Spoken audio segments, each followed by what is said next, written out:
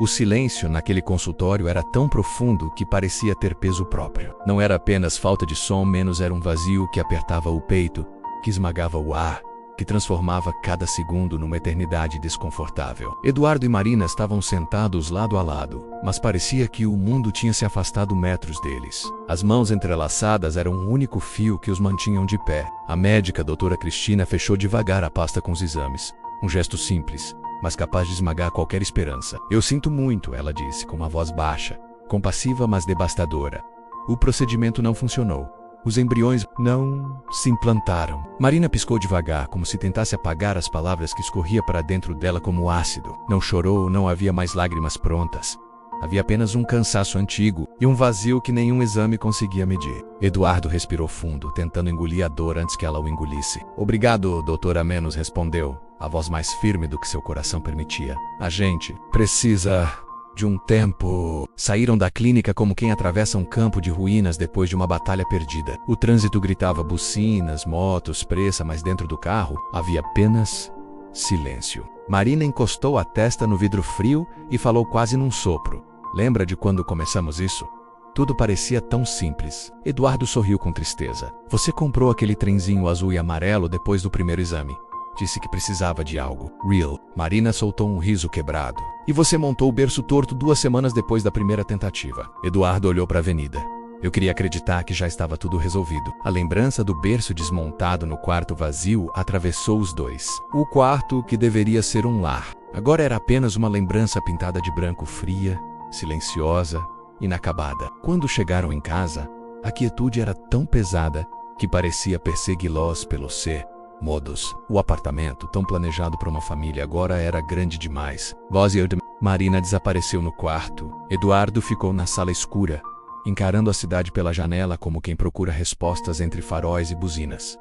3 anos, 5 tentativas, gastos absurdos, esperanças destruídas e um diagnóstico cruel: infertilidade sem causa aparente. Nada para corrigir. Nada para treater. Nada para... Eduardo levantou-se e buscou algo que não tocava fazia muito tempo. A Bíblia antiga da avó, Dona Isabel, a mulher que parecia ter uma linha direta com o céu. Ele a abriu ao acaso, e o acaso acertou o alvo. Salmo 127, os olhos dele se prenderam ali. Os filhos são herança do Senhor. Uma recompensa. Flechas nas mãos do guerreiro.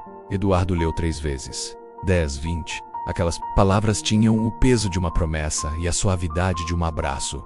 Pela primeira vez em muito tempo, algo dentro dele se acendeu. No dia seguinte, encontrou Marina na varanda, o rosto cansado, mas sem a rigidez da noite anterior. "Preciso te mostrar isso", disse ele, abrindo a página marcada. Ela leu devagar, como se tivesse medo de acreditar de novo. Quando terminou, levantou os olhos cheios de algo que ele não via. Havia meses.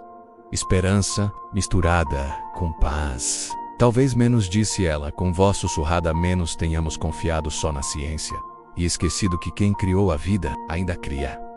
Eduardo assentiu. "Tentamos controlar tudo, menos o que mais importava: entregar." Aquela tarde marcou o início de algo novo. Pela primeira vez na jornada, eles se ajoelharam juntos, não quebrados, mas confiantes. Não pedindo um milagre, mas pedindo forças para confiar no que viesse. E vieram forças, vieram paz, vieram dias de serenidade, mesmo sem garantia alguma. 2 semanas depois, estavam diante do Dr. Fernando, menos médico experiente, humano, quase parte da família. Marina falou com firmeza: "Queremos tentar mais uma vez." O médico ergueu as sobrancelhas. "Vocês têm certeza?" "Sei quanto isso custou emocional e financeiramente." Eduardo se inclinou para a frente. "Temos.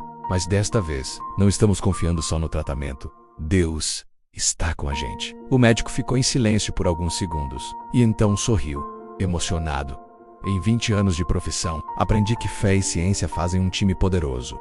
Dessa vez, tudo foi diferente." Marina não chorava antes de dormir. Não revisava aplicativos. Não contava dias com desespero. Ela escrevia num diário de gratidão. Preparava refeições simples com calma. Acordava para orar com Eduardo e encontrava paz nas pequenas coisas. Eduardo também mudou. Trabalhava com mais leveza. Reaprendeu a respirar. Parou de carregar tudo sozinho. Era como se Deus estivesse trabalhando não apenas no corpo deles, mas nas almas, restaurando primeiro o interior, para depois restaurar o exterior. Então chegou o dia. O dia do exame. Marina deitou na maca, mãos geladas, mas espírito tranquilo. Seja feita a tua vontade, sussurrou. Eduardo segurou sua mão, firme. O técnico passou o gel frio. A imagem apareceu na tela vazia. Ele deslizou mais um pouco. Silêncio. Deslizou novamente. Parou. Seus olhos se arregalaram. Senhores, disse ele, quase sem acreditar. Temos 2 sacos gestacionais. Marina franziu o senho. 2? O técnico sorriu com brilho nos olhos. 2. E... se eu não estiver enganado, um som preencheu a sala.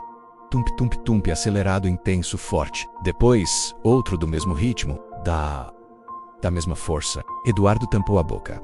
Marina levou as mãos ao rosto. 2 batimentos cardíacos, confirmou o técnico. São gêmeos. Marina desabou em lágrimas, as mãos instintivamente tocando o ventre. Eu sabia, chorou ela.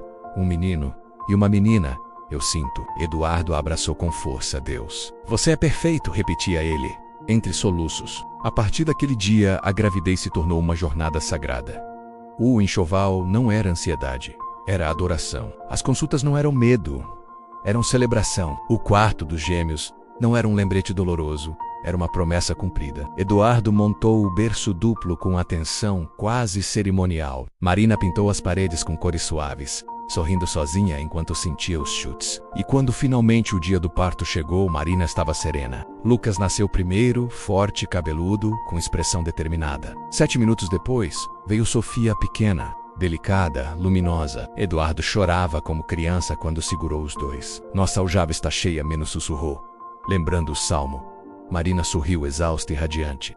E nossa fé também, respondeu ela. Messes de Poia, na mesma igreja onde se casaram. Segurando Lucas e Sofia nos braços, eles ouviram o pastor perguntar: vocês reconhecem que estes filhos pertencem primeiro ao Senhor? Marina não hesitou.